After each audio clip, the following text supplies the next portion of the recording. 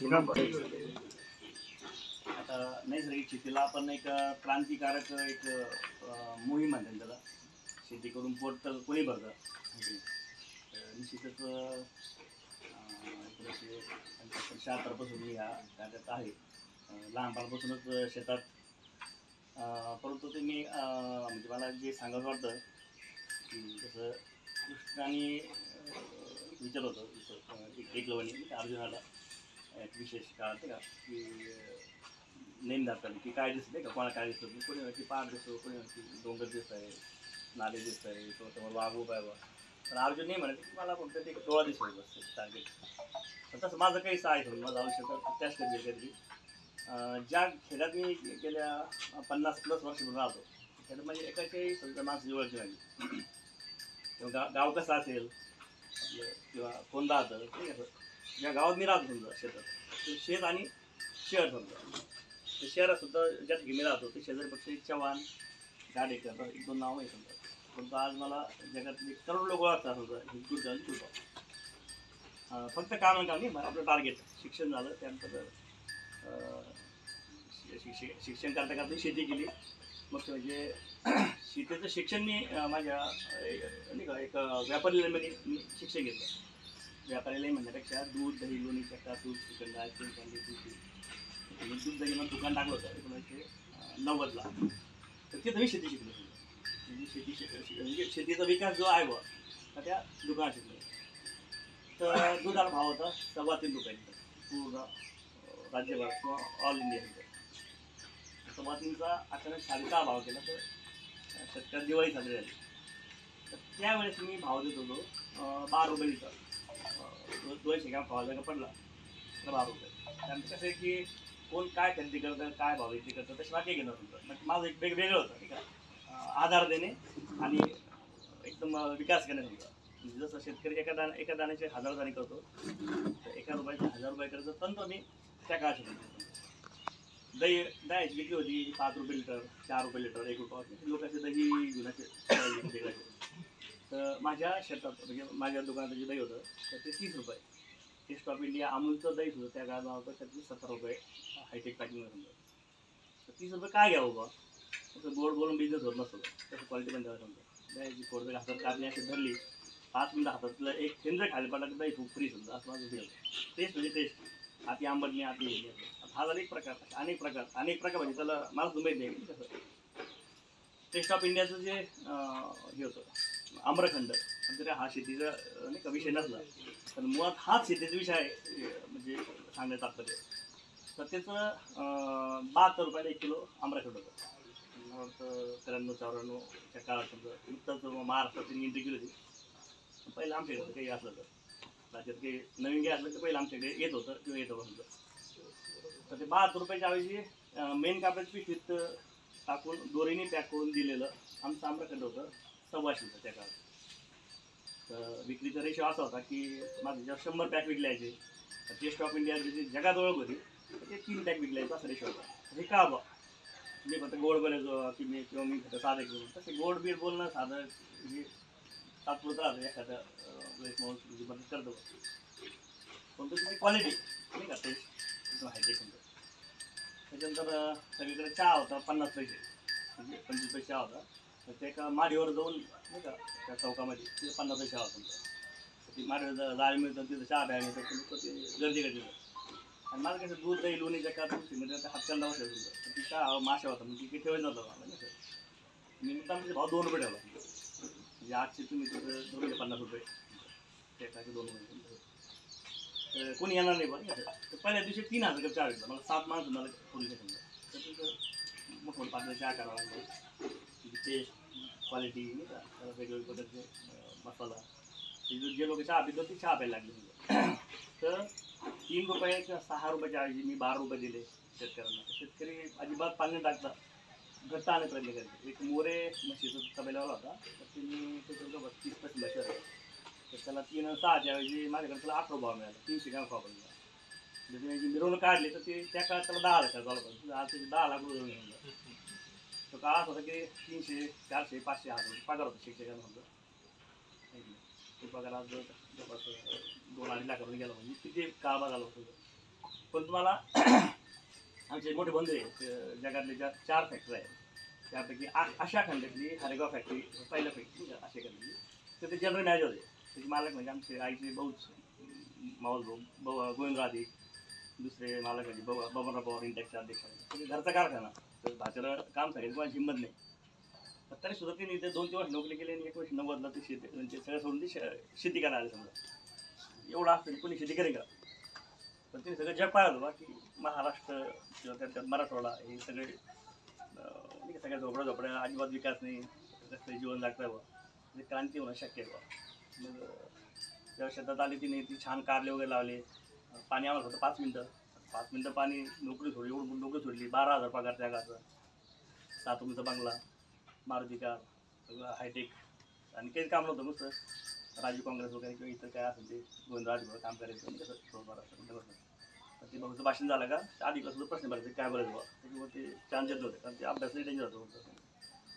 ते सोडून ज्यावेळेस अलीकडं तर त्यावेळेस कन्नडचे कारखाने एम डी मोरेनाला ते त्यांना भेटायला ती शेती करणार इतकं मोठा त्याग केला तर मी ते कारखान्यात देतो उद्याच आपण कधी मोठं करू. सरपंच नाही का वेगवेगळे सरपंच आले प्रिन्सिपल भोसले सर आले बरेच लोक एकत्र आले तर आम्ही सगळे नोकऱ्या शोधून होतो आपण एक शेतीत क्रांती करू. मग हो का आणि की तुम्ही कोणी नोकऱ्या शोधू नको मी सगळं मॅनेज करतो तुम्ही फक्त मला एक हातभार द्या माझं काम आपण क्रांतिकारी काम करतो. आणि तिथं नाना तुला पाणी नाही बुवा म्हणजे आम्ही ते नेटवर्क बिमटी आणलं होतं राज्यातलं पहिलं नाशिकला 4-5 रुपयांनी त्या काम घेतलं होतं सुरुवात होती ते आम्ही आणलं ते त्याच्यावर ते पाणी अर्धं पाणी पुढे जायचं अर्धं पाणी मागं 5 मिनटं 10 मिनटं मोटर चालू लागली प्रेशरवर असं. तर ते कारले इतके सुंदर यायला लागले तर मग मोरेनाला काय की आमचं जे बैरगाव आहे त्याच्यात आमची जमीन आहे बैरगाव आज जगात त्याचं नाव आहे तुमचं तर तिथं पाणी आहे बा तिथं आपण करू आम्हाला पैसे नको त्याचे काही आपण सगळे म्हणून तिथं करू काही क्रांती करू लोकांना दाखवू शेतकऱ्याला दाखवू शेतातून काय होऊ शकतात. तर तिथं ज्यावेळेस 10 एकर आम्ही भोपळे आणि कारल्याचं मांडव करायचं चालू केलं ते सगळे माई लोक यायचे ते पाहायचे मोठमोठे लाकडं आणले काय करू राहिले आम्हाला 1 लाख पुढं म्हणजे एक झाड आम्हाला ते त्यावेळेस 5 रुपये पडला 5 रुपये ते त्या काही खूप पैसे. तर ते लाकडं कसं होतं सुबाबळीचं त्यामुळे जंगल नाही का लिलावा केला विकत घेतलं तर तिथे आम्हाला अशी 10 लाकडं 10 फुटाचे 2-3 4 असे लाकडं आम्हाला मिळाले एका 5 रुपये म्हणजे एक बल्ली समजा आम्हाला साधारण 2 रुपये पडली समजा त्या काही 2 रुपये म्हणजे फार मोठी रक्कम आहे समजा ही काही छोटी रक्कम नव्हती. तर ते एवढं लाकडं लावले नाही का दार तारा त्याला थोडे ताण ठोक राहिले ते सगळे माझे लोक यायचे खूप हसायचे काय लोक राहिले माणसं कारले भोपळे इतके पोट दोन हसायचे समजा आम्ही ते मस्त कुपटवर का भोपळ्याचे एक लावतो पाठी भरायची म्हणे अख्खा आम्ही तालुका हिंडतो चप्पल घसती म्हणे अर्धा एकर तर अर्धा तिकडं फेकून राहतो म्हणे आणि तुम्ही ते एवढं लावताय 10 एकर तर तुम्हाला 1000-5 लागते ते पुढे विषयान हिंमत खर्च काम करत होते म्हणजे आता पण भारतात माळ्यांनी मराठ्याला शेती शिकेली तुम्ही सगळं ऐकलं असेल तर मराठ्यांनी माळ्याला शेती शिकेली हा जगातला पहिला असं एक इतिहास आहे मला सुद्धा. तर ते करत असते ते आम्हाला त्रास देऊ म्हणून आम्ही फकीराव टोंबे नावाचा एक माणूस कामाला ठेवला त्याला 300 रुपये पगार दिला तिथं बसून राहायचं लोक आले की त्यांना तिथं अडवायचं आमच्यापर्यंत येऊ नको देऊ अशा पद्धतीने छान असं मंडप केला. आमचे कारले सुरुवातीला तयार झाले ते पण भोपळे कारले यायला लागले आणि पहिला माल आम्ही पाठवला गुजरातला. तर गुजरात जायला रस्ता नव्हता एक टायर खाली गेलं की एक टायर वर यायचं गाड्या नव्हतं समजा. तर त्या बैरगावमध्ये सुद्धा आम्हाला फक्त एक लालू नाही का लालू दापके म्हणून त्यांची एक बैलगाडी तुम्हाला आम्ही गाव पण राहायचं गावचे सरपंच पाटील होते तिने आम्हाला मदत केली त्यांची जीप आम्हाला दिली एवढं मोठं काम करताय ते जीपनी कन्नडवर मारायचं आणि कन्नड मग आम्ही ट्रकीला हात करायचो नाही का ट्रकवाले म्हणजे आम्ही 300 रुपये घेऊ तुमचे 50 पोते 60-70 नाही का बोलायचे गुजरातपर्यंत ते पण तुम्हाला करोडो फारती छोडतो आता त्या काय 300 रुपये काही रक्कम कमी असेल तर आम्ही ठीक आहे 300 त्यात असं जेवण खाऊन दिलं खूप खुश झाला. त्यानंतर ते हायवे सोडून आमचं दुकान पण यायचं ट्रक घेऊन दर शुक्रवारी अशी रुटीन लागली तिथे कडोद्याला उतरलं की रिक्षा करायची आणि त्या रिक्षाने 10 नावाचा व्यापारात माल आम्ही द्यायचो. तर पहिला माल दिल्यावर तर ते पाहिलं की खूपच भारी आहे कारले खूपच भारी आहे भोपळा आहे. तर तब्बल 25 रुपये किलो भाव दिला की महाराष्ट्रात सगळ्यात मोठी क्रांती कारण 25 पैसे पावशर 8 आणे पावशर 35 पैसे पावशर 4 आणे पावशर रुपये किलो असं भाव समजा 2 रुपये ठीक आहे 2.5 रुपये भाव झाला तर कोणी खात नव्हतं लोक महागाई वाढली मग ते लोक डाळी खायचे 2-3 रुपये किलो समजा 2-2.5 किलो डाळ समजा. अशा काळात 25 रुपये भाव भेटला तर दहा बहीण तुम्हाला मी हा इथं भाव 40 देऊ बा, 40 नको बा, आम्ही थोडी घ्यायच्या म्हणजे हे पण नाही समजा, कारण आमचा माल वाढणार आहे. आता किती माल येतो 1000 टाके होतो ना, इतकं माल तर जगभर पाठवू काही पैसे नाही समजा. तर राज्याकडे काही मोठी क्रांती होती. त्यानंतर तिथं न थांबता दुबई सिंगापूर हॉलंडला माल पाठवला कार्गोने. रिबिंग कापायला कधी विलास देशमुख घ्यायचे, तर कधी ते काय ते आपलं कृषी मंत्री ते काय रणजित देशमुख वगैरे, त्यानंतर विखे पाटील. मग ते भांडवायचे, तुम्ही वेगळ्या पक्षाचे ह्या पक्षाचे, तुम्ही कसं काय स्टेजवर कसं काय सगळ्या बोलायचं समजा. ते शेतीवाला सगळे सारखेच, कोणी असं काही असं आणि कसं असं करून तिकडे माल गेला. तिकडं खर्च जो हातात भाव पडला 160 रुपये किलो कारल्याला भोपळ्याला, 1954 आणला. देशाकरता सगळ्यात मोठी क्रांती. पण तो खेद असा वाटतो त्याही काळात 2 रुपये भोपळे होते. आजही भोपळा 2च रुपये किलो मार्केटला. 2चा कधी 10 मिळतो, कधी 20 रुपये मिळतो. ती शेतकऱ्याकरता दिवाळीसारखं राज्यासारखं वेळ समजा. भाव का नाही वाढले समजा. आणि आपण काय भाव विकले बँकवर एक्सपोर्ट का शक्य नाही, का लोकांनी त्याला शेतकऱ्याला गुदमरलं किंवा त्याच्यावर काय इलाज आहे, त्याच्यावर गहन अभ्यास केला. अभ्यास करताना कसे बऱ्याच अडचणी आहेत समजा. कोणावर अवलंबून, कोणावर समजा विश्वास ठेवून, यंत्रणा असेल शासकीय सामाजिक यंत्रणा असेल किंवा ते सगळं फेल समजा. शेतकऱ्यांनी स्वतः क्रांती करणं गरजेचं आहे, स्वतः पुढे जाणं गरजेचं आहे. त्याकरता जे मी प्रयत्न केले त्याकरता गुरुदेवांचा आशीर्वाद समजला. कारण कसं इतकं स्पीडने पुढे जाणं हे जगात कोणाला शक्य झालं आहे की नाही. आणि ते सुद्धा नैसर्गिक शेती समजा. आपल्यासमोर आणली भूक बळी, 2 लाख लोक मेले, कशाला ती शेती करतात. तर ती शेती सेंद्रिय होती. आज एक कृषी खात्यामार्फत ते शिकवलं जातं. हा खेदजनक गोष्ट होतं. चुकीचं तंत्र, ते इंग्रजांचं तंत्र होतं सेंद्रिय शेती.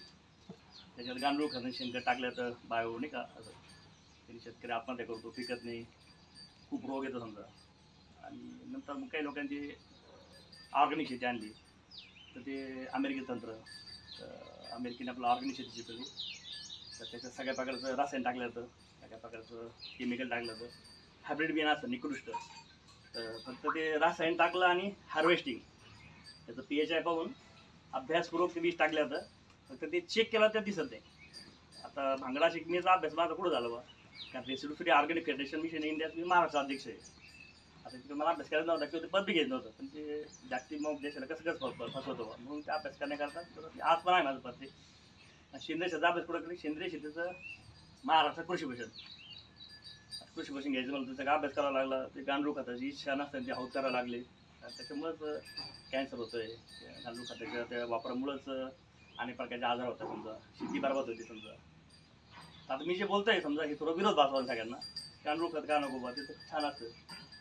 जसं जर्सी गाय नको गावरांगा पाहिजे, तसं जर्सी गांडूळ नको बा. थोडक्यात सांगायचं म्हणलं तर ते जर्सी गांडूळ आणले, त्यांना ते एका जागी ठेवावं लागतं जेलमध्ये. तिथं त्यांना खाया प्यायला टाकलं लागतं. ते त्याचं विघटन करता आणि ते खत टाकल्यावर ते सगळं त्यांनी NPK द्वेष शुद्ध सगळं उडून जातं. फक्त आपल्याला जे मिळतं ते आर्सेनिक आणि हेवी मटेरियल्स. देशी गांडूळ स्रवामधून आपल्याला कॅन्सर दूर होणार आपल्याला खूप मोठं एन्झाईम मिळतं. आणि ही जी विदेशी गांडूळ स्रावातून आपल्याला फक्त कॅन्सर होण्याचं आपलं तत्व मिळतं. हे एक षडयंत्र होतं, ते आता हळूहळू कळून समजतं सगळ्यांना. फार मोठा अभ्यास आहे, त्याच्या खोली गेलं तर आपलं इथं आपलं लागते. आणि ऑर्गॅनिक काय नको, ते ऑर्गॅनिक म्हणजे हायब्रिड बियाणं खूप छान, मोसंबी खूप छान, डाळिंब पालेभाजी इतकी छान. ते अमेरिकेचं एक 3 पार्ट म्हातारे जोड आले पुण्याला, इंडियन पार्कच्या बाजूला ग्रीन पाणी म्हणून विकताय ऑर्गॅनिक माल. त्यांनी बांधकामच केलं 30-40 कोटी रुपयाचं काहीतरी. म्हणजे जसं दडपण पडा नाही घेणाऱ्याला, जेव्हा मारुती काय लावतो तो टपरीत घ्यायला नाही बरे समजा. पोतं टाकून बसलं ते नंतर बोगस आहे. ते खूप हायटेक केलं. आणि तिथे ते ऑर्गॅनिक माल विकत आहे. म्हणजे रेसिड्यू ऑर्गॅनिक म्हणजे कसं रेसिड्यू फ्री झालेलं तो माल समजा. त्याच्यात तुमचं जे खताचे अंश आहे रेसिड्यू समजा, तर त्याच्यात दिसणार नाही.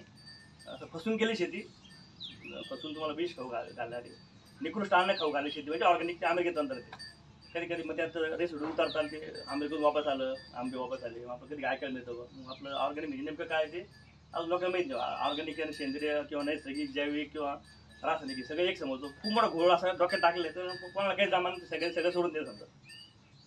तर ठीक आहे, विषय खूप मोठा. तर नैसर्गिक शेतीचं कृषी भूषण मला आचार्य देवरा साहेबांनी दिलं गुजरातला. सगळं ते जाणे येण्याचं सगळं तिने व्यवस्था केली. 3 दिवस फास्ट ठेवलं समजा. खूप छान महामंडळीच्या रिक्षा तिच्यावर चर्चा रोजच्या स्वतः आमच्याबरोबर रोज चर्चा करायची, कसं बदल करते काय करते नाही कसं देवाला समजा. आणि खूप शाही सन्मान दिले कृषी दिला. आणि ते सगळं आम्ही अभ्यास सतत जगभर शिकवते. आणि मुख्य म्हणजे गुरुदेव रविशंकरजी अंतर्गत ही एक मोहीम आहे. त्यांनी ते 1992 चालू केलं होतं धरती बचाव आंदोलन. तर त्यावेळेस बरेच लोक हसायचे की गुरुदेव वेळ झाले का फुलपाखरं, मधमाशे, पशुपक्षी, चिमणे, कावळे, नदी वाहती, मोहाचे झाडे मोठमोठे, वडाचे मोठमोठे झाडे, सगळं खुशी आहे, सुखी आहे. आणि धरती बचाव काय वाचायचं हे सगळं नष्टवाद आहे. संतांना माहीत असतं. अनेक जन्माच्या पुढचं अनेक युगाच्या पुढचं संतांना कळत असतं. अशा पद्धतीने सगळे फार एक मृत्यूचा तांडव होणार आहे. पशुपक्षी असे डोळ्याला दिसणार नाही, मधमाशा जमणार आहे, फक्त विलुप्त होणार. आता हे नैसर्गिक थोडं दिसायला लागलं थोडं थोडं आता फार मोठ्या प्रमाणात जैवविविधता संपून गेली समजा. मग आता हे आराम करू मंगळवार चालले काही चंद्रावर चालले तिकडे जमू का, म्हणजे हे नष्ट करून तिकडे जायचं परत ते समजा परत तिकडे जायचं असं चालू नसतं. आहे त्याला टिकवणं शक्य आहे का, तर आहे. त्यात आम्ही सगळा अभ्यास केला, खूप संशोधन केलं. आकाबलीची टीमने खूप कष्ट केले समजा. काही तंत्र शेतकऱ्यांना आणणं गरजेचं आहे. तर सगळं मोठं आहे तर मी फास्ट कसं हे करायचं तर 2000 ज्या आम्ही कशी सेंद्रिय केली माहीत नव्हतं. माझे बरेच यूट्यूब पाहिलं का त्यात अजय जातो सेंद्रिय शेती. आता सेंद्रिय माझं कलंगी आता ते त्या काळात माहीत नव्हतं सेंद्रिय म्हणजे नको वाटत. कारण ते बुकबळींनी लोक मारले आणि ते आपोआप रासायनिक करायला लागले. चुकीने आपल्याला ते करायला समजा. किंवा ऑर्गॅनिकमध्ये फक्त मोठे लोक शेती करतात, ग्रीन हाऊस करतात. ग्रीन हाऊसमध्ये जी मातीचं स्टरलायझीकरण करताना तर 100 वर्ष कोणताही जीवाणू तिथं जन्म घेत नाही. इतकं खतरनाक माती असते. आमचे जे मित्र आहे ज्ञानशा गोडके अभिनय ग्रुपचे आपण तिकडे 6 लोक म्हणजे आता हे शूटिंग बाहेर झालं होतं की 6 लोकांनी ते स्टरलायझीकरणाचं काम चालू केलं होतं. तर दर 20 मिनिटात बाहेर येणं गरजेचं असतं ते श्वास घेण्याकरता. आणि ते दार उघड असणं गरजेचं असतं. ते दार कधी चुकून वीट निघले ते बंद झालं लक्षात नाही आलं. आणि बाकी गप्पा गप्पा ते अधिकारी आणि गोडके साहेब मध्येच होते. 20 मिनिटाच्या ऐवजी 30 मिनिटानंतर त्यांच्यावर दार उघडलं तर 6 पैकी 3 लोक जागेवर मेले समजा. आणि बाकीचे 3 लोक, एक जण रस्त्याने मेला आणि 2 जण दवाखान्यात गेले. ते सांगितलं ते वर्षात तुम्ही शांत बसा, तुम्ही जर काही चळवळ केली तर सगळं तुमच्यावर येईल आणि तुम्ही जेलमध्ये जाऊन बसता. त्यांनी ते अधिकारी मिटवलं. ते 1-1 लाख सगळ्यांनी काही दिले. कारण पैसा पुढं चालू झालं. एकदा वेळ आली की संपलं सगळं. पैसा किती बिल्डिंग आहे किती काय आहे म्हणजे सगळं जागेवर. तर चांगलं जीवन म्हणजे चांगली तब्येत, चांगली शेती, जैवविविधता, आनंद हे सगळं आता लिहून कुटुंब म्हणजे शिकायला मिळणार समजा. त्याच्यातून शक्य आहे. आणि अशा पद्धतीने मी राखायला चालू केलं. कारण कसं की चांगलं अद्रकमध्ये 2-3 कोटी रुपये 1-2 कोटी रुपये मिळेल समजा. एकरी 30-40 लाख, इकडे 200 क्विंटल 300-250 क्विंटल वेगवेगळ्या चुनावाचा भाव मिळाला समजा. 13,850, 15,000 असे पावत्या लागले काय इतका पैसा आला की ते आईला एक बंगला बांधून दिला. 1 कोटीचं ते सगळं एकत्र फॅमिली राहते. 7-8 कोटीचं एक सामान्य बंगला बांधून अशा बऱ्याच गोष्टी. पण नंतर हळू लक्षात आलं की अद्रक, विष, हे खतं, औषधं हे योग्य नाही. जमीन बाबा होती, पशुपक्षी मारत आहे, रामदेव महाराजचं हँडरिंग, आकाबलीचं हँडरिंग, नैसर्गिक शेती नाही कसं. मग सेंद्रिय ऑर्गॅनिक रासायनिक काय सगळं झाल्यानंतर तर सगळ्यात आम्ही शेवटी ठरलं की आता पैसे कमवायचं नाही, आराम करायचा. भरपूर सगळे भाऊ नोकरीला आहे, घरात सगळे कोणी प्रिन्सिपल आहे, कोणी गुजरातला बँकेत मॅनेजर आहे, कोणी तुमचं बरेच जण असे सगळेजण साईज हे होतं. मग ते पैसा कमवायचं जास्त ठरलं. आणि 2011 मी शेती चालू केली. 1 एकरात मी त्या काळात काहीतरी 60-70 पगार भाजीपाला लावला. आता सध्या माझ्याकडे 1 एकरात 200 पगार भाजीपाला असतो. आणि तसं मी काय केलं की शून्य खर्चाची नाही का लखपती शेती असं सगळेजण म्हणतात बा. पण लखपती शेती जर तुम्हाला सांगितलं की 1-1 कोटी रुपये खर्च करा, 2-4 एकर जमीन घ्या आणि लखपती रक्ताची उलटी होणारी कष्ट करणारी नाही का ती लखपती शेती करावा. कधी माहीत बा कोणी करणार नाही समजा. त्याच्यात टपरी टाकीन आणि टपरीमध्ये 4-5 लाख भेटतील. 1-1.5 लाख खर्च कोणी एवढं पैसे टाकायला तयार नाही. कारण टपरी 1 लाखच मिळेल समजा. 1-1.5 लाखात किंवा उधार मिळतं. सगळं साहित्य उधार भेटतं. मस्त माझ्याकडे तुम्हाला समजा. मग ते चांगलं उलटं ते शेती करापेक्षा. पण लखपतीच्या ऐवजी करोडपती शेती शक्य आहे का? जसं करोडपती शेती शक्य आहे का, तर सहस्र कोटी शेती शक्य आहे का, त्याच्यावर मी थोडा फोकस केला. कारण माझा अभ्यास झाला होता व्यापारी दुकानात समजा. त्यानुसार मी जी शेती करायला लागलो. तर सध्या जे 200 प्रकार आहे तर 200 प्रकाराचं सगळ्या प्रकारचं गणित मी सारखं केलं. म्हणजे अंतिम गणित नाही का, अंतिम जो येणारा पैसा हातात एकरात 200 पिकं, प्रत्येक पिकाचं येणारा पैसा हा जवळपास सारखा समजा. उदाहरणार्थ एका लाईनमध्ये माझं पालक, शेपू, मेथी, आंबाडी, आंबटचुका, कारले, भोपळे, गिलके, वांगे, टमाटे, लाल भेंडी, हिरवी भेंडी, पांढरी भेंडी, काटे भेंडी, ज्याला जे लागेल ते. टोमॅटोचं कसं आहे, एखादा माणूस खूप गरीब आहे, दरिद्री समजा, मग त्याच्याकडे 100 रुपये किलो टमाटा. आता दरिद्री गरीब हा शब्द मी का वापरतोय, तर ते बुद्धिनी गरीब आणि बुद्धी दरिद्री. श्रीमंत फक्त शेतकरी गरीब खऱ्या तुम्ही शेतकरी गरीब आहे तो आत्महत्या करतोय. बाकीचं कसं आहे फार गरीब मधल्या गरीब माणसाकडे सुद्धा ती व्याजाने पैसे वाटेल 10,000 लाख रुपये रात झोपडीत ते समजा इतका पैसा सगळीकडं. सगळ्यात गरीब कोण आहे सध्या म्हणजे ज्याला पद लागले भिकारचोट आणि आत्महत्याग्रस्त अतिरेकी नक्षलवादी तर त्याचं अन्न करून लाखो लोक आज कॅन्सर करतात आहे. नक्षलवादी म्हणते कोणतरी अतिरेकी म्हणतं त्याच्या मुलाची लग्न होत नाही अंगाचा घाण वास येतो नाही कसं. तर शेतकरी म्हणजे त्याला शब्द नाही त्याला. जो राजा होता बळीराजा होता राजांचा राजा देशाचा राजा जगाचा राजा आणि संतांचा राजा सगळ्यांचा राजा आज त्याचं सगळं त्याला ह्या व्यवस्थेने संपून टाकलं त्याला.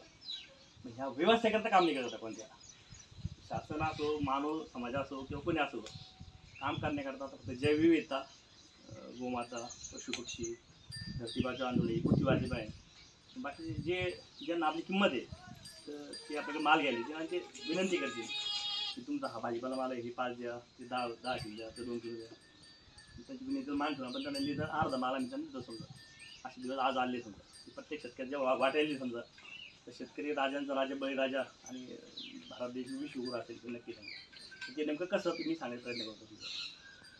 तर उदाहरणार्थ म्हणजे एक सरी समजा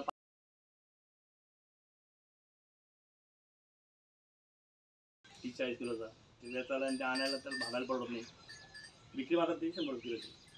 मी काय केलं की 160 रुपये विक्री आणि शेतात घ्यायला आलं तर 30% सूट कोणत्या मालाचं भाव कायमची फिक्स सरासरी 100 रुपये धरून घ्या असं तसं मॅनपॉवर 100 रुपये किलो. सुपर माल 100 रुपये एकदम हिरवागार रस लशी समजा साई सरबत मग पिळाला किती पिळा रस संपत नाही माणूस रस संपत नाही एकदम हायटेक 100 रुपयाची मा भाव आहे समजा. यदा म्हणजे यदा कदाचित पिवळा होऊन तो गळून पडला तर शेतकरी संपलं सगळं याला कोणी घेतलं पिवळ्याला नंतर खराब होते तर व्यापारी घेतले पण माझा भाव तिथं वाढतो 100च्या ऐवजी तो भाव माझा 500 ते 800 रुपये किलो लोणचं करून समजा. असं उलट डोक्याच्या शेतकरी चाललं ना तेव्हा तिचं तर स्पीडिंग चालत सगळं चालले समजा. तो जर का लिंबू सरलं वाळलं खराब झालं आपण गेलं गावाला निघून पिवळं पाहिलं नाही लोणचं बी जमलं नाही समजा लोणचं घरात होतं ते पडेल वाळून गेलं मग मात्र त्याचा भाव 20,000 रुपये किलो. हे एकदम त्याचं गणित कसं बोलायचं नाही कारण कसं जे आमचं डेमो प्रॉडक्ट असतो ना तेच आम्ही म्हणजे ट्रेनिंग करतो बाहेर घे बोललं की ते डॉक्टर म्हणून घ्यायचं काही लोकांच्या ते सुपर माल 100च सेकंड माल जो कोणी फुकट घेत नाही मग तो 500-1000 कसं काय लोणचं करू ठीक आहे ते पण ठीक आहे ऐकलं तुम्ही ते 20,000 कसं काय वाळलेलं समजलं त्याला कट करून त्याच्यात आलेल्या जे ब्या आहेत 250-300 ब्या मिळतात साई सरबती सरळ वाणे त्याची कलमी किंवा असतं ते नाही समजा त्याचं बी लावल्यानंतर 200 बियाणं उगल्याचं मी आतापर्यंत रिसर्च त्याला लिहून ठेवले शास्त्राने दाखवलं त्याचा अभ्यास करून त्याने नोंद घेतली समजा आणि मार्केटला का 30ला विकता का 50ला विकता का रुपयाला कलम विकता ते माहीत मिळालं मी 100ला विकतो माझी नैसर्गिक आहे अशा पद्धतीने त्याचे मला 20,000 मिळाला आणि त्याचं रॉ मटेरियल पण शिकता किंवा ते वेगळं समजा. टोमॅटो घ्यायला कोणी आलं तर माझ्याकडं जो US 440 किंवा शाहू जो हायब्रिड आहे परंतु 90% गावरान आणि 10% हायब्रिड असा टमाटा आहे गरिबांकरता तो 100 रुपये किलो फिक्स. शेतात घ्यायला आलं तर 70 रुपये किलो शेतात घ्यायला आलं तर कसे 30% सुद्धा 70 रुपये किलो. मार्केटला 200 बी असला विषारी माल तर आमचं शेतात 70 मिळेल मार्केटला 2 रुपये किलो बी असला तर 70 खाली मिळेल आणि कारण तो नैसर्गिक आहे. पण काय म्हणलं की मी तर मार्च कार्ड घेऊन आलो कमी पण वाटतं 70 घ्यायला त्याच्याकरता चिरे टमाटा मात्र त्याच्याकरता 200 रुपये होता. एखादं वाटलं की चिरे टमाटा पण नको अजून भारी असली त्या माझ्या भगवा टमाटा 300 रुपये ते भाव कधीच कमी होणार समजा 30% सोडून ते 200 पडतं. अजून भारी लागतं तर चक्की साग वाकडा ते टमाटा हा साधारण 400 रुपये किलो. आता 400 रुपये किलो म्हणजे जागेला तर 4 ते 12 100 रुपये कमी होता काय मिळतं ते नाही समजा कमी असतं त्याला काही विषय झालं. आणि या का म्हणा की मला अजून व्हायला असेल जसं रघुवंत लावटी हे पूर्ण देशाकरता ते फेमस आहे विमानतळावर जर राहतात मोठं बंगला आहे त्यांचा ते समाजसेवक आहे प्रत्येक राज्यात ते एक गाव सक्षम करताय त्या गावातले प्रत्येकाला करोडपती करताय त्याचं ट्रेनिंग घ्यायला आमच्या शेतात येत आहे परंतु शेतात आलं म्हणजे माल घेऊन जातात 50,000 1 लाखाचा. तर त्यावेळेस ते म्हणलं की तुमचं तो मोरपकी टमाटा आहे ना तुम्हाला 20 किलो द्यावा ते 100-150 किलो आले त्यांना वाटतं मदत करावं चांगल्या कामाला किंवा त्यांना वाटत असेल की खरोखर चांगलं आहे आम्हाला पाहुण्याला वाटायचं आहे तर ते 20 किलो मागितलं तर मी त्यांना 10 किलो देतो. डॉक्टर लोकांना काय माहिती शेतकऱ्याला काय माहिती हा एक मोठा प्रश्न तर भांगडे काय आहे की 600 वाला टमाटा तर तो म्हणतो 20 किलो मी त्याला 10 किलो देतोय नाही बुवा ते बुके हे काय प्रकार तुझा लोक म्हणतात की आम्हाला ग्राहक मिळत नाही, आम्ही ग्राहकाला असं निम्म माल आहे समजा, त्याला तुम्हाला परवडत नाही खऱ्या अर्थाने. म्हणजे 600 द्या सुद्धा मला परवडत नाही, म्हणजे पुढच्या शेतकऱ्याला परवडणार नाही. भविष्यात जो शेतकरी ना तर ते तुमचे शासकीय नाही का मंत्री मुख्यमंत्री त्याची विनंती केली, साहेब तुमच्या टीम मार्फत आम्हाला 10 लाख टन गहू तयार करून द्या. मग आमच्या ठीक आहे 7,000 भाव फिक्स करा, देऊन टाकू आम्ही, काय अडचण नाही. असं वेळ लवकर देणार समजा. तर ते आपल्या RW या टीममुळे समजा, आणि जेव्हा लोकांना कळत समजा याचं महत्त्व सगळं, त्यावेळेस काही अडचण आलं नाही. तर 600 रुपये किलोचा जो मोरपंखी टमाटा आहे, तर एका टमाटा फोडल्यानंतर त्याच्यात 200 बियाणं निघतं बारीक बारीक. एक बियाणं आम्ही 5 रुपये देतो, कारण ते खूप भारी समजा, ते ताज आहे समजा, खूप हायटेक टमाटो, सुंदर मोरासारखा रंग आहे, खालून लाल रंग आहे, टेस्ट चांगली आहे. आणि एका टमाट्यात का 200 बी निघतं, 5 रुपयाला एक बी देतो. तर 1000 रुपये मला एका टमाटे मिळतात. एका किलोमध्ये 15 टमाटे म्हणजे 15,000 मिळतात. रॉ मटेरियलचे माझे तिथं केचर सॉस करून 1000 मिळतात. तर 600 का द्यायचं? जसं ग्राहक भगवान रूप वगैरे आपण जे नाही का डोक्यात भरले समजा काही लोकांनी, त्याकरता आपल्याला पटत तेव्हा द्यायचं. त्याला आपण 1000 म्हणतो घेऊन तो, ती लूट पण नको बा. ती भाव आम्ही फिक्स कशाला हा एक मेन मुद्दा आहे. ज्यावेळेस आमचा गहू 200 रुपये क्विंटल होता, त्यावेळेस शिक्षकांना पगार 300 होता, मोठ्या अधिकाऱ्यांना पगार तो 1000 होता त्या काळात, नाही का. म्हणजे कमी अधिक समजा काय असेल ते थोडंफार. तर त्या 1000 रुपये पगार असलेल्या अधिकाऱ्याला आज 3 लाख पगार आहे, 300 बट वाढले. 2 रुपये किलो आमचा टमाटा 3 दुने 600 रुपये का नाही झाला? शेतकरी का दाबले गेला हा मला प्रश्न आला. म्हणून आम्ही हे भाव ठेवले, ज्याला जसं घ्यायचं तसं. मी काय म्हणतो नाही तर मार्केटमध्ये तर 40 रुपये टमाटे, त्याला सांगायचं घेऊन जा आमचे 40 रुपये. कोणते US 400 नाही, US 440 आपले 70 रुपये म्हणजे जागेत देतो बा, ते थोडं बाजू काढायचे. हा मार्केट टमाटा समजा, यात थोडं केमिकल आहे, तर केमिकल नसतं आपलं, केमिकल आपलं विकायचं नाही. पण त्यांना चाटा मारून त्यांना तो ओरिजिनल माल केमिकलचे भाव द्यायचा समजा. ते म्हणतो हे 40 का बा, हे थोडं केमिकल व्हा बगर केमिकलचं आहे, आणि कॅन्सर होत नाही, तिने आजार होत नाही. म्हणजे जसं लोक त्याचं माल काय करतात, खोटं बोलून चुकीचं माल देतात. आपण खोटं बोलून त्यांना चांगला माल द्यायचा समजा. ते डोक्यात बसतं 40 रुपये 30 रुपये करता काय कॅन्सर जायच्यावर, 30 रुपये करता आपल्याला मोठा आजार होणार आहे. आपलं लहान मुलं आहे, आपले आई वडील म्हातारे, तिने जागे टमाटा खाल्ला तर बरतील. त्याला सगळं सांगायचं, त्याला किती नोवान मारले आम्ही, किती त्याला काय काय थांबे टाकेले, किती ज्वारी बा विष कन्या जसं अन्न खायची तसं त्याच्या मागं पुढे ते आहे समजा. ते तुम्हाला घ्यायचं ते आहे 40 रुपये. मार्केटला किती 45 नाही 40 घेऊन जा, मार्केट 40 नाही 30 घेऊन जा, आहे तोच माल समजा बाजूला ठेवला समजा. असं ते एक मानसिकता तयार केली हॅम्बरिंग करायचं त्यांना. पंजाबचे नाही का सगळे घाण ते कॅन्सरचे फवानी त्यांना फोटो पाठवायचे, व्हिडिओ पाठवायचे, हॅम्बरिंग करायचं. मुंबईचं नाही ते गटरीमध्ये मुळायचं होता, इथं खाजो तिथं खाजो, ते काय फोड असतं कू असतं काय करायचं समजा नाही का. त्रिची वरतात तेच देतात, खाली पोतं ते बी नाही का गटरीत धुवेल, पाण्यात धुवेल, धूळ, मग सगळं ते पाठवायचं त्यांना. ते एखाद्याला केले 100 कमी 10 लोक होते, ते आम्हाला चांगलं द्यावं पुढे मिळालं. तुम्ही आम्हाला घाबरता चांगलं पुढे तर आमच्याकडे माल घेऊ नको, म्हणजे आम्हाला विक्री करायची म्हणून आम्हाला माल द्यायचे नाही. आमच्याकडे बियाणे घेऊन जाय, ते गच्चीवर लाव, याच्यात लाव, मार्केट लाव किंवा पडवीत लाव समजा.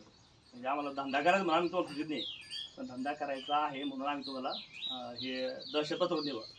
आमची एक मोहीम आहे धरती बचाव आंदोलन, असं बरेच प्रकार समजा, बरीच मोठी गोष्ट आहे. तर आमच्याकडं देशभारती उमेद फाउंडेशन महिलांना ट्रेनिंग देणारे जे सगळे मास्टर ट्रेनर आहे, त्यांचे काही मेन लोक आहेत, तर ते ट्रेनिंग घेऊन गेले सुद्धा बऱ्याच वेळेस. तर बराच फरक मला जाणवला. ज्या महिलांना भाडं थोडं भेटत नव्हतं, त्या महिलांना आपल्या सिल्लोडच्या एका कार्यक्रमात 5 गटांना 35 लाख रुपये आले बा. कधी कधी भाडं पण भेटत नव्हतं बा. या ट्रेनिंगवर नेमकं असं काय घडलं बा. तर मग ठीक आहे, ते माझं नाव नाही घेते बा, ते म्हणतं कोणतरी जाधव बा कन्नडचे पंचायत समिती अधिकारी, नाव घेतलं लाभार्थी म्हणा किंवा काहीतरी या समजा सरपंच केलं. तर ठीक आहे, काही असो, आपलं काम होतं ते महत्त्वाचं आहे. त्यानंतर महाराष्ट्रात 8 राज्यातून जेवढे FPO कंपन्या आहे त्याचे संचालक आपले सध्या त्याच्या अभ्यासाला, ज्यांनी 10-20 कोटीचं उभारलं, परंतु ते फेल झालं. त्यांना करायचं हळदीचं तिथं स्कीम होती अद्रकची, किंवा त्यांना करायचं हे, तर ते स्कीम 10-15 एकर तुमचा काही 1 तुकडा बाजू काढला घरच्या पुरता. जगाकरता शेती करायची नाही. तुम्ही जे खत टाकता असेल त्याच्या डबल टाका, मरत असतं मरू दे समजा. पण जे विनंती करते आमच्या कुटुंबाकरता, आमच्या बाळाकरता, आमच्या आईकरता, आम्हाला तुम्ही जे खातं ते द्या. आपल्या ज्या भाव पडत त्या भावात भाव द्यायचे, कारण की आपल्या लोकसंख्या कमी करणं आहे. आता कसं आहे, हे बोलणं थोडं चुकीचं वाटतं माझं, परंतु ते हसता बोलतो मी असं समजा आहे की नाही. हां, मी थोडं मीटिंग झालं का, एक 10 मिनिटं फोन करतो. मीटिंगमध्ये तुझं ठीक आहे. हा विषय खूप मोठा आपला दिवसभर चर्चा केला तर न समजण्यासारखा विषय हा. आणि खरं अर्थाने सगळ्यांनी शेती करावी. आता नुसतं ते माझा जो डेमो प्लॉट आहे तर तेवढं अवलंबून आहे. येणारा प्रत्येक माणूस 500 रुपये फी देऊन एंट्री करतो. येणार प्रत्येक माणूस मला समजा जसं पर्यटन असलं त्याचे 500 रुपये वेगळे, एखादा डेमो प्लॉटला व्हिजिट द्यायला आला त्याचे 500 वेगळे, एखादा ट्रेनिंग घ्यायला आला तिचे 1 दिवसाचे 500 वेगळे, एखादा मुक्कामी आला तर तिचे 1100 वेगळे. आता 5 लाख लोक शेतात येऊन गेले. आतापर्यंत शेतात 2 लाख लोकांना मी ट्रेनिंग दिली. ती ट्रेनिंग दिल्यामुळं ते हॅमरिंग झाली. तिकडे तुम्ही घरच्या पुरतं करताय, जगा करता अजिबात करू नका. उरलेला माल सरळ गाईला द्या, पुण्य लागाल. लोकांना देऊन ते नाव ठेवते हे माग आहे, हे स्वस्त आहे. त्याची प्रक्रिया करा, पूर्व उद्योग करा, ते जपून ठेवा, ते मॉल करा प्रत्येकाने आपल्या शेतात. आणि ते सगळ्यांना ते दाखवून त्याचं महत्त्व सांगू विकास होता. ज्या जगांना तुम्हाला फसवलं आत्महत्या करायला लावल्या, शासन असेल, व्यवस्थापन असेल, सगळं व्यवस्था सगळ्यांना वाईट टाका. आपले एक वेगळी जात तयार करा, शेतकऱ्यांची जात, एक वेगळा धर्म, शेतकरी धर्म. शेती म्हणजेच खरा एक कृषी पंढरी आहे. तो शेतकरी खरा विठ्ठल समजा, विठ्ठलचा अंश त्याच्यात आहे असं समजून शेती करा. बाकी शेतकरी अतिरेकी सोडून त्याला सोडून द्या. त्यांना जर खरोखर चांगलं जीवन जगायचं ते आमच्याकडे या. आम्ही त्यांना सगळं फुकट देऊ, बियाणं सुद्धा सगळं फुकट मारता देऊ. समजा थोडीफार फी असेल का फ्री दिल्यानंतर काय होतं आम्हाला माहिती. 2000 लोकांना आम्ही 8 लोकांना जातं 25,000 रुपये एकरचं बियाणं दिलं. आठवडी मानता त्यांनी जसं घेतलं तसं घरात फेकून दिलं, काही शेतात फेकून दिलं, काही तर गवत उगलं, काही नाही. फक्त 4 लोकांनी केलं होतं. त्यामुळे इथं तर फ्री मिळालं नाही सुद्धा. एखादा गरीब माणूस कॅन्सर झाला दवाखान्यात 4 लाख घालतो. मग तसं थोडं बदलायला काय अडचण नाही, ते अजिबात नाही समजा. आणि मदत मात्र कोणाची करत नाही. जैविक मदत करा, गोशाळेची गायची मदत करा, पशुपक्ष्यांना हे करा. आम्ही बाजरी लावतो ते सगळे पोपटं खाता, आम्ही शूटिंग घेतो आणि पोपटा करता खास झाडाला डाळिंबाची. तर एक छोटंसं अर्थकारण सांगतो आणि थांबतो कारण या विषय न संपणार आहे. तर 1 एकरमध्ये समजा आमचे 200 पिकं लावतो. तर त्या पिकं जसं मी लिंबा सांगितलं तसं एक आंब्याचं आहे. 1 किलो आंब्यापासून मी 4000 रुपये करतो. ठीक आहे. शेतकऱ्याला त्याचे 20 मिळतात, व्यापाराला त्याचे 50 मिळतात, छोट्या व्यापाराला त्याचे 100 मिळतात. पण मी त्याचे 4000 रुपये करतो समजा. तर ते कसे येतं ते ॲनालिसिस समजा. जसं मी 200 पिकापैकी 1 पीक म्हणजे पालक 3 फूट बाय 150 फूट जर का पालक लावलं, सगळ्याच गणित सारखं आहे बरं का. फक्त आपण पालक काय घेतलं की बाकी खूप महाग आहे. तसं आमचं लसूण 300 रुपये किलो आहे, जसं आमची लाल भेंडी 200 रुपये किलो आहे, काळा बटाटा कॅन्सर करता 600 रुपये किलो आहे, लाल बटाटा हृदय विकार करता 400 रुपये किलो आहे, किंवा काही भाजी 2000 रुपये किलो आहे, काही 3000 रुपये किलो आहे. हा बाकी सांगितलं तर ते डोके आहे मी समजा. सगळ्यात स्वस्त काय आहे 100 रुपये किलोचं पालक, जागेला लावता 70 रुपये. तर 3 फूट बाय 150 फूट पालक लावल्यानंतर ते गावरान असतं. आमच्या जमिनीत इतके सैनिक वाढलेले असं करण्यासाठी पाहिलं की एका भेंडीला खालून किंमत खूप वाढली, त्याला काचेत दिलं आणि खऱ्या अर्थाने खऱ्या सोन्याचं आपण पतंग केलं समजा, पुन्हा आपलं पतंग होतं आज होतं. तर निश्चितच या अर्ध्या गुंठ्याला 100 फूट कमी जागे 3 महिन्यात जर का तुमचं 4-5 लाख गणित असते, वर्षभर ती झाले 20 लाख समजा. तुम्ही 1 शून्य काढून टाका ना, 2 लाख कमी झाले का. दुसरा शून्य काढा 20,000 रुपये कमी झाले का. गुन्हे 200 पिकं आहे की नाही, गुन्हे 200 पिकं. त्याच्यानंतर पर्यटन वेगळं, त्याच्यानंतर बीज बँक वेगळी, त्याच्यानंतर कृषी मॉल वेगळा, त्याच्यानंतर गोशाळा वेगळी. सगळ्यात कमी सारखे कमी कुठं नाही. फक्त मार्केटिंग, अभ्यास, ॲनालिसिस आणि विक्री व्यवस्थापन सगळ्या गोष्टी फक्त शेतकरी डोक्यात भरल्या तर ह्या भारताला बी सुखरूपाने लोक कोणीच लोक शेती समजा. जास्ती मोठे गुंड आहे ना, जास्ती गुंड हे आपल्या हाताने कामाला राहते. कलेक्टर तुमच्याकडे टायपिंग आली समजा, विद्यमान कलेक्टर का जे ट्राय कलेक्टर नाही, विद्यमान कलेक्टर तर किती पगार 3 लाख 5 लाख येत आमच्याकडं. असं शक्य आहे बरं का. फक्त ते आपल्या डोक्याला काय घुसत नाही का, आपल्या डोक्यात भुसा भरल्या आणि काय समाज काय केले आपल्या डोक्याने कसं आत्महत्या, ऑर्गॅनिक शेती, मार्केटिंग, एक्सपोर्ट, ते लायसन, हे लायसन PGS मिळणार नाही, 50 लोक जमा करा, हे सगळं आपलं फसवून आपलं ते परेशान करताय. तर आपण त्याच्या नादात न पडता आपण जर मार्ग बदलला, विश्वासात घेऊन जर का आपण अशी मार्केटिंग केली तर निश्चित चांगलं शकतो. आता हे झालं अर्ध्या गुंठ्याला 100 फूट कमी जागेत 20 लाख रुपयांनी सांगितले मला. हे झालं शेतकऱ्याकरता. ते उमेद फाउंडेशन जे पुढं भारतभर महिलांकरता सक्षम करत आहे त्यांना मला 20 लाख तर याच्यावरती तुम्हाला काम करणार सुद्धा. कारण 20 लाख सुद्धा परवडते हे मला पटत नाही म्हणाला आहे की नाही. आणि इस्रायलचे लोक माझ्याकडे जर का ट्रेनिंग घ्यायला पैसा येत आहे समजा, इथं थांबून जमणार नाही आपल्या इथं पुढं काही गणित आहे का. आणि त्याला सांगितलं 1 किलो पालक मी तुम्हाला दिलं समजा 100 रुपयाचं, तुम्हाला दिलं 50 ला, तुम्ही इथं काय करता मग. एवढं मोठं तज्ञ म्हणलं तुम्ही 10 रुपये 5 रुपये जुळी 20-30 रुपये 40 रुपये होतील तिथे. तुम्ही जर का तिथे 50 दिलं तर म्हणजे आम्ही लॉस होतो. ह्याच गणितामुळे आज देखील लागलं तुझं नाही का, महिला बचत गट तुमचं 150 किलो तुम्ही त्यांना लोणचं करायला लागलं ते 150 विकलं, भाडं पण नाही भेटलं आणि एखाद्याने पैसे बुडवले ते गेलं समजा, एखादं लोणचं सडलं तर ते संपलं सगळं. कर्जबाज झाले तर तुम्ही बचत गट कधीच वाढ नाही झालं. आता अनुदान सोबत तुम्ही त्याला हे दिलं आणि बरं पाठवून दिलं पण ते सुधारत नाही म्हणलं जसं एका दाण्याचे 1000 दाणे करतो, एका रुपयाचे 1000 रुपये करता येणं शक्य आहे का? ते त्यांना आम्ही त्यांना शिकवलं. त्यांना 1 किलो पालक दिलं, म्हणजे 1 किलो पालक मला 100 करून दाखवले एका तासात. तर म्हणजे आमच्या गावात जा कुठं जा किंवा काही करा 1 तासात 100 करून दाखवले तर तुम्हाला मी 1000 बक्षीस देतो. 1000 रुपये करून दाखवले तर 10,000 बक्षीस देतो. 5,000 करून दाखवले तर 50,000 तर लगेच देतील ना बक्षीस. आमच्या हातात मिळतील तुमच्या संस्थेमार्फत, आमच्या JSC फाउंडेशन मार्फत. ते हँग झालं ते 50 रुपये ठीक आहे, 50 घे कुठं तर 5,000 पर्यंत काय पगार एखादं किलो पालक घेतं तिथे 4 आणि 5,000 कुठं शक्यत रे का? काय बक्षीस घेतं नाही का? उठून जावं वाटलं त्यांना. इतकं लांबून गेलं ते गाड्या गुड्या तिथे उठता येणं बसता येणं आणि समोर कृषी भूषण आहे म्हणून ते बसले तरुण बसले कसरी दाबत होता. आता ते हो काय म्हणतं ते ऐकू असं. तर त्यांना गोबरा घेऊन आणून दिला, सगळं मीठ मिरची तेल सगळं आणून चला त्याची भाजी करावं नाही का? तर ते तिने कट केलं, दांडे बाजू केलं, अर्धा किलो पालक त्याच्यात 1 लिटर पाणी टाकून ते गरम करून मिक्सरमध्ये त्याची पेस्ट तयार केली. 1.5 किलो तर बटाटा टाकायला लावला. बटाटा काय 10-15 किलो असतो. आता माझा बटाटा 100 आहे, काही 200, काही 400, काही 600 बाजूला सध्या गणित. ही किंमत काही नाही. त्याला मीठ मिरची लसूण अद्रक कोथिंबीर सगळं नाही का ते झालं 3 किलो भाजी तयार झाली. आणि पावशेर भाजी जी डिश आहे मार्केटला 150-200 पण आहे. आपलं नॅचरल म्हणलं तर 3 आता 500 150 ना द्या तुम्ही. त्यांना त्या अधिकारी 150 दिले. त्यांना तुम्ही जरी मला 500 रुपये प्रत्येकाने दिले तर तुमच्याच आलेले आहे महिलांना तुम्ही पैसे कॅश द्यायचे. तेव्हा त्यांच्या डोक्यात बसलं म्हणजे गणित नाही का लाईव्ह गणित समजा डोक्यात बसलं. पण त्यांनी काय केलं तर ते 10 डिश अधिकारी वाढल्या. ते 150 पण म्हणजे 1,500 जमा झाले. झाले की नाही 50 रुपये 1,000